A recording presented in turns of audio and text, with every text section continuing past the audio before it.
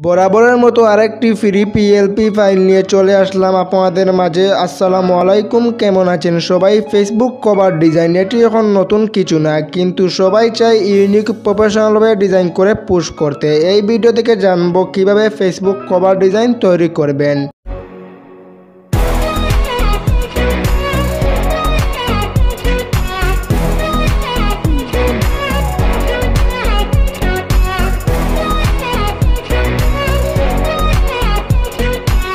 সরাসরি মোবাইল স্ক্রিনে চলে আসলাম আপনাদের সুবিধার ক্ষেত্রে। সর্বপ্রথম পিএলপি ফাইল ডাউনলোড করার জন্য এই ভিডিওর ডিসক্রিপশন বক্সে একটি লিঙ্ক রয়েছে, সেখানে ক্লিক করার পরে এরকম ইন্টারফেস শো করবে। একটু নিচে চলে আসুন এবং দেখতে পাচ্ছেন নিচে পাসওয়ার্ড। এই পিএলপি আনলক করার জন্য 8টি সংখ্যা পাসওয়ার্ড প্রয়োজন হবে, যা এই ভিডিওর স্ক্রিনে একটি একটি করে দেওয়া থাকবে। সঠিকভাবে 8টি সংখ্যা পাসওয়ার্ড সংরক্ষণ করার পর দেন নিচে সাবমিটের উপর নির্দেশ করুন এবং ক্লিক করুন। সাবমিট করার পর দেখতে পারবেন একটি গুগল ড্রাইভের লিঙ্ক রয়েছে, সেটি কপি করে যে কোনো ব্রাউজারে সার্চ করে ডাউনলোড করে নেবেন। আশা করি সেই বিষয়ে আপনাদের ধারণা রয়েছে। এই কাজটির বাকি অংশ সম্পূর্ণ করার জন্য একটি অ্যাপ্লিকেশনের প্রয়োজন হবে, যা PixelLab নামে প্লে স্টোরে সরাসরি সার্চ করে এটি ডাউনলোড করে নিতে পারেন। তাছাড়াও এই ভিডিও ডিসক্রিপশন বক্সে আপনাদের সুবিধার ক্ষেত্রে অ্যাপ্লিকেশনের লিঙ্ক প্রোভাইড করা থাকবে। অ্যাপটি ওপেন করার পর এরকম ইন্টারফেস শো করবে। পিএলপি ইনপুট করার জন্য উপরের তীরের আইকনে ক্লিক করুন এবং নিচে দেখতে পাচ্ছেন ওপেন পিএলপি ফাইল, সেই অবস্থায় নির্দেশ করুন এবং ক্লিক করুন। আবার দেখতে পাচ্ছেন উপরে পিএলপি একটি মেনু রয়েছে, সেই অবস্থায় নির্দেশ করুন এবং ক্লিক করুন। পিএলপি ফাইল ডাউনলোড করার পর কোন ফোল্ডার বা ফাইলে রয়েছে সেটি খুঁজে বের করুন এবং Facebook cover photo design title থাকবে, সেই অবস্থায় নির্দেশ করুন এবং ক্লিক করুন এবং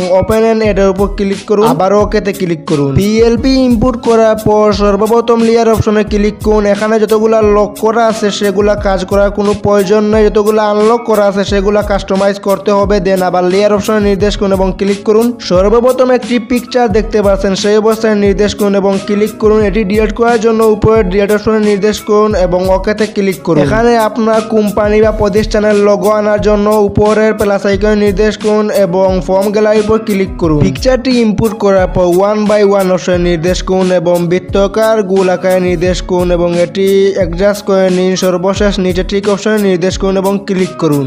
নিচে মধ্যখানে মেনুতে নির্দেশ করুন এবং একটু ডান দিকে চলে আসুন এবং সাইজের উপর ক্লিক করুন। এটি প্লাস মাইনাস করে অ্যাডজাস্ট করে নেবেন এবং ঠিক অপশনে ক্লিক করুন। একটু বাম দিকে চলে আসুন এবং পজিশনের উপর ক্লিক করুন। সাইজ এবং পজিশনটা এমনভাবে ঠিকঠাক করে রাখবেন যাতে ওই লাল বৃত্তাকার পর্যন্ত পারফেক্টলি বসে যায়। দেন এই প্লাস মাইনাস করে এগুলো অ্যাডজাস্ট করে নেবেন। দেন ঠিক অপশনে ক্লিক করুন। সঠিকভাবে পজিশনটা ঠিকঠাক করার পর দেন লেয়ার অপশনে ক্লিক করুন এবং লেয়ারের দ্বিতীয় প্রান্তে রেখে দিন বা দ্বিতীয় স্থানে রেখে দিন। দেন আবার লেয়ার অপশনে ক্লিক করুন। ওকে, এই ডিজাইনের সর্বপ্রথম যে টেক্সট দেখতে পাচ্ছেন সেই অবস্থায় নির্দেশ করুন এবং এটি কাস্টমাইজ করার জন্য নিচে এমএনটি নির্দেশ করুন এবং এডিটের উপর ক্লিক করুন। এখানে আপনার প্রতিষ্ঠান বা কোম্পানির নাম কাস্টমাইজ করার পর দেন ওকেতে ক্লিক করুন এবং একটু ডান দিকে চলে আসুন এবং সাইজের উপর ক্লিক করুন। একই পদ্ধতি অবলম্বন করে একটু আগে যেভাবে করেছেন সেটি কাস্টমাইজ করে ফেলুন। দেন ঠিক অপশনে ক্লিক করুন। একটু বাম দিকে চলে আসুন এবং পজিশনের উপর ক্লিক করুন। পজিশনটা